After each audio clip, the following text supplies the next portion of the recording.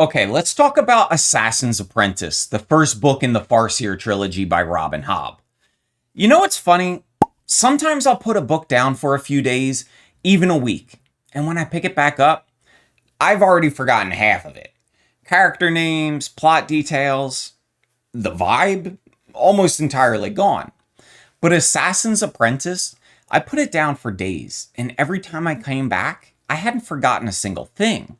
That's how deeply this book stuck with me. It's just that beautifully written.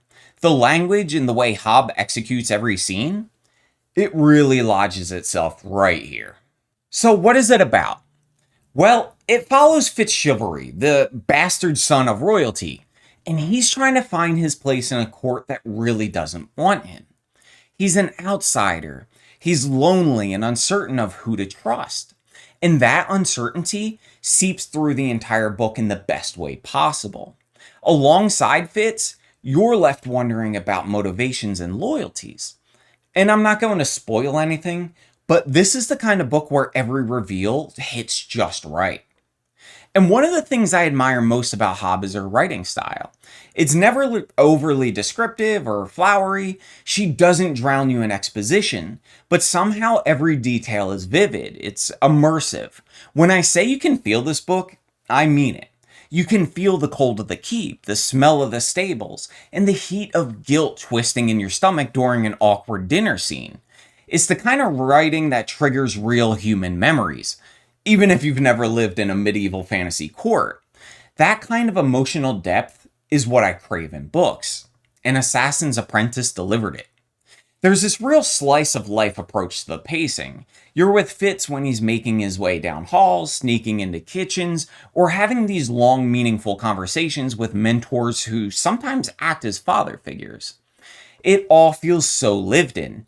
Nothing is rushed, nothing drags. Hobb gives you the time to actually sit in each moment and understand it. But the true magic of this book is the characters. This is my first Hobb novel, but man, it feels safe to say that she writes some of the best people who feel real. You know, they're not just characters. They're complex, they're flawed, and most importantly, they're believable. You can love them, hate them, mistrust them. There's even a relationship in this book that just broke me. The magic system is also worth mentioning. It's not rigid or crunchy. There's no charts, no put 2 points in this skill to get this result. It's subtle. It's felt more than explained. It's hinted at through old stories characters tell each other, through hushed warnings about its dangers, but it's never fully laid out for you. I love that kind of magic system. It keeps you wondering. And finally, there's the tone of the book. It's mature. It's grounded. There's no cheesiness. Nothing that broke my immersion. Even the title, Assassin's Apprentice, could be cringe in the wrong hands. But in Hobb's world, it's not glamorous. It's brutal, it's necessary, and it's tragic. So I picked this one up on a whim during an Audible sale. I was looking for something set in the West, something with that remote mountain vibe, and also something spooky for a road trip.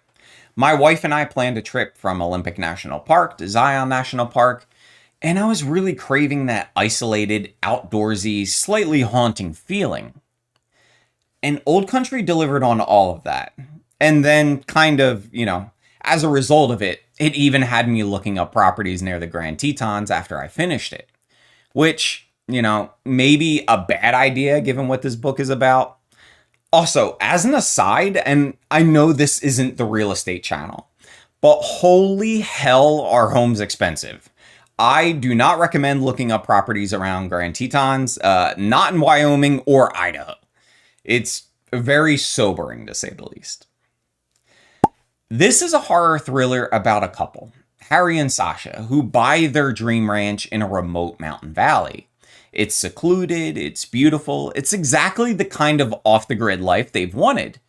But of course, as soon as they get settled, things start to get weird. Very weird. One thing I loved is that the story doesn't waste time letting you know this valley is haunted. And it's not the usual creaky Victorian house haunting either. It's the land itself. There's this really chilling idea that the property requires certain rituals each season to keep the spirit that haunts it satisfied. Otherwise, bad things are bound to happen. I thought it was, it's a fun concept. I'm a sucker for any kind of haunted property story, but this felt fresh. The book has that classic creeping dread, but also this practical survivalist edge to it. The characters literally get handed a typed up instruction manual from their neighbors on how to survive the hauntings. It's equal parts unsettling and fascinating. And let me say, I flew through this. It's the perfect road trip listen, especially if you want something that's spooky without being absolutely terrifying. It's more of a creeping, unsettling horror than outright nightmare fuel. I do want to mention though, the characters, oh man, they're a bit rough. As the spouse of someone in the military with close friends who've all served, I found Harry's portrayal really frustrating. His PTSD isn't the problem in itself. In fact, I think that could have added a compelling layer of tension to the story, but it felt really mishandled here. He just comes across as a douche without much nuance or understanding of what PTSD actually looks like. It felt like the authors knew some buzzwords and threw them in wherever they could, rather than really digging into what that experience might be. Now, Sasha didn't quite land for me either. She's written as this ideal, endlessly supportive, sexy wife who never seems to have her own reactions or frustrations. She doesn't feel like a real partner who's grappling with the reality of Harry's trauma. And that's a shame, because the core idea, a couple trying to build a life in a place that absolutely does not want them there, is a fantastic one. But their dynamic just never felt believable, and that took away some of the emotional weight the story could have had. And also, the ending, it feels really, really rushed. There's a big realization near the end that should have been a powerful moment, but it just kind of happens, and then it's over. I really wish the book had taken more time to pay off that idea. But if you want a book that's basically like, what if the ritual met the witch, but set in the American West, I think you're going to like this one. It's got that remote, rugged setting, an inventive seasonal haunting with bizarre, specific rituals, and this constant unease that just soaks into the landscape.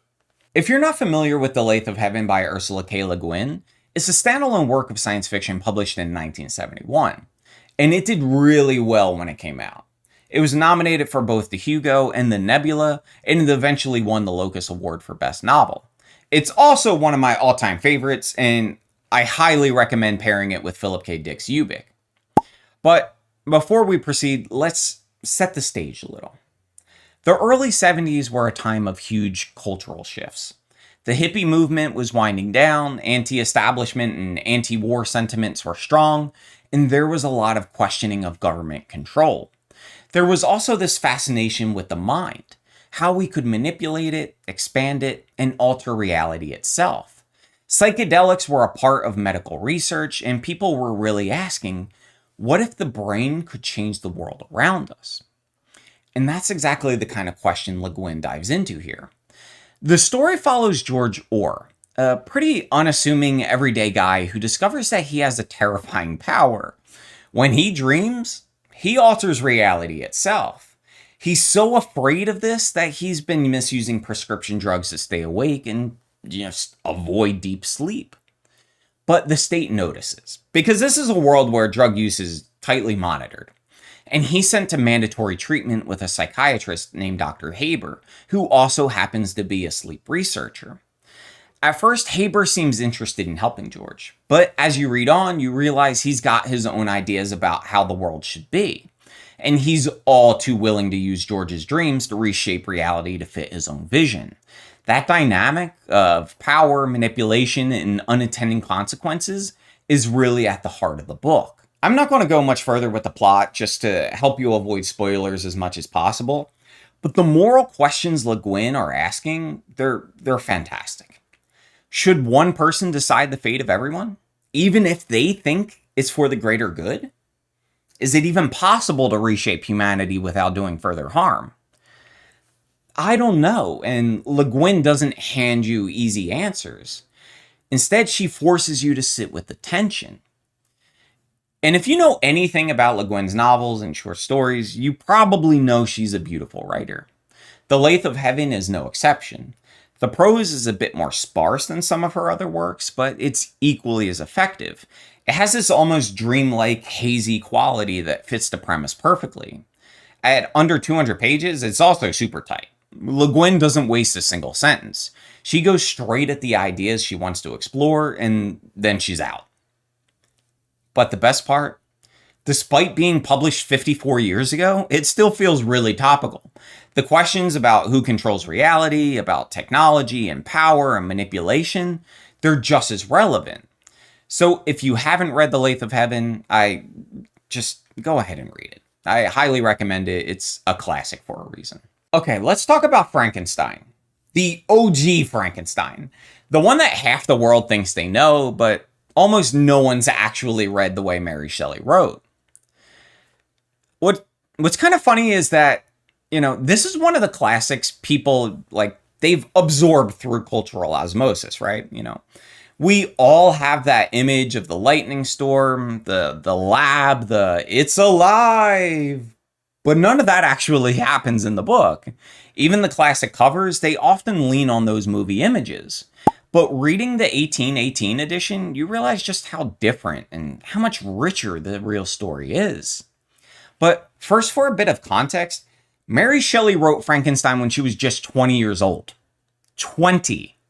And it was the result of a famous conversation on Lake Geneva with Lord Byron and Percy Shelley, where they were discussing what the essence of life is. What Shelley wrote is a haunting meditation on science, ambition, and human responsibility. See, at the time she was writing, there was a real buzz in the scientific world about the nature of life. People were speculating whether electricity could reanimate flesh. There were lectures on natural philosophy and the boundaries of life and death. These were all hot tickets.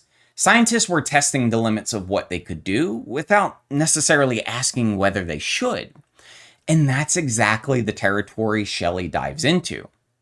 But what's the actual story? Victor Frankenstein is a bright, idealistic young scientist who becomes obsessed with creating life. And not just any life. He wants to make something better. He imagines creating a new species that will bless him as its father and creator. It's that wild arrogance you see sometimes in science, that we can solve everything. We can make it better. Except when he actually succeeds, he's horrified by what he's made. He rejects it immediately. He hauls ass out of there. He runs away. He wants nothing to do with it. And that rejection, the sheer lack of responsibility, is what creates the real tragedy. Because the creature, who's never really given a name, doesn't start out evil. He's lonely, he's abandoned, he's desperate for connection. He learns language in secret. He tries to help people, but every time he reaches out, he's violently rejected because of how he looks. He becomes embittered and angry and vengeful. And it's honestly heartbreaking. There's a line in the book that really captures Victor's mindset. He says he wants to pour a torrent of light into our dark world. See, he genuinely believes he's doing something great for humanity. But he never stops to think about the consequences, about what it would mean to bring a living, feeling being into existence, about responsibility. That theme feels so modern, it's almost eerie. We're still wrestling with the ethics of creation, whether it's cloning or AI or gene editing. The idea that just because we can do something doesn't mean we should. Shelley saw that danger over 200 years ago. And what also struck me is just how much this book says about just what makes us human. The creature isn't just monstrous because he's big and stitched together from corpses. He's monstrous because he's been denied the basic things that make us human. Love, compassion, and a sense of belonging. And the fallout is devastating. Innocents suffer, Frankenstein's family is torn apart, and he never really owns what he's done. Even when the creature asks him to make a companion to relieve his isolation, Victor refuses. Out of fear, they'll breed and somehow overrun humanity. But it's not out of care for the creature. It's all fear and self-justification. Shelley doesn't paint Victor as a mustache-twirling villain. He's just a scientist who's too wrapped up in his own ambitions to think it through, which is what makes it so chilling. He's us if we're not careful. And what really struck me reading the original text is the setting. The Alps, Geneva, these wild, beautiful landscapes, they're the perfect contrast to the horror of what Victor unleashes. Nature is harmonious, it's balanced, it's man's meddling that breaks that balance. And the prose itself is stunning. Sure, it's old fashioned, but it's thoughtful, it's emotional, and it's layered. There are moments of real terror, but also deep philosophical reflection. It's the kind of book that asks big questions and refuses to give easy answers. Now, if you've only ever seen the movies, you gotta do yourself a favor and actually read the book. Don't be intimidated. It's not a huge tome, and is genuinely compelling. It's part gothic horror, part philosophical novel, and almost entirely tragic. And I'd also argue it's one of the best arguments for why we still need literature today. See, science can tell us how to do things, but it's literature that forces us to ask, should we? It explores the messy, human, unquantifiable parts of our lives. So, yeah, Frankenstein absolutely lives up to its reputation. I've probably read it at least 8 other times. It's a masterpiece, and if you haven't read the original, I really encourage you to pick it up. All right, friends, I'm calling it a day. That's going to do it for my July wrap-up. Honestly, it was a really great month of reading. From Assassin's Apprentice to Old Country, The Lathe of Heaven, and Frankenstein. 4 wildly different books, but each one had something special to offer. As always, I'd love to hear what you read this month. Drop a comment down below and tell me what your favorite read was, or if you've read any of these, let me know your thoughts. I genuinely love talking with you about these books. But, as always, now, if you've enjoyed this video, don't forget to give it a thumbs up and share it with your friends, family, and even your enemies.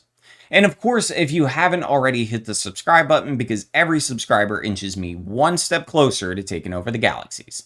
Until next time, take care, keep reading, and I'll see you in the next one.